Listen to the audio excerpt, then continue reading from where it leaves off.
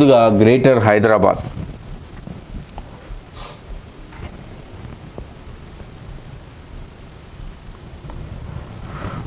So ఇక హైదరాబాద్లో గణేష్ సందడి నెలకొంది.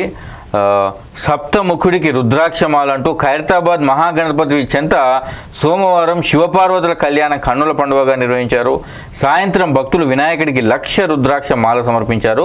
గణేష్ ఉత్సవాలు ప్రారంభమై 3వ రోజు కావడంతో విగ్రహాలు నిమజ్జనాలు ప్రారంభమయ్యాయి. ఇల్లు అపార్ట్మెంట్లలో ఏర్పాటు చేసిన చిన్న విగ్రహాలు నిమజ్జనానికి హుస్సేన్ సాగర్కి తరలి రావడంతో సందడి నెలకొంది.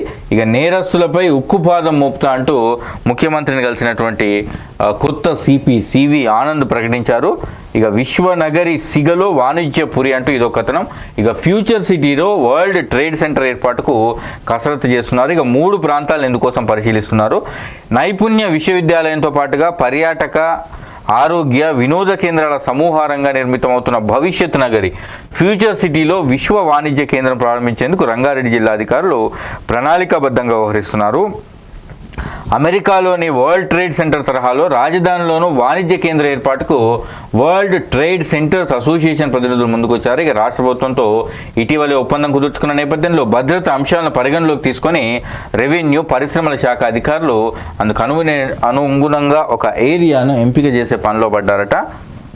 ఇక కంచె దాటుతున్న కండ్లు మూసుకున్నారంటూ ఇక చాలా చోట్ల FTL పరిధిలో, బఫర్ జోన్ పరిధిలో ఉన్నటువంటి నిర్మాణాలన్నింటినీ హైడ్రా కూల్చేస్తుంది.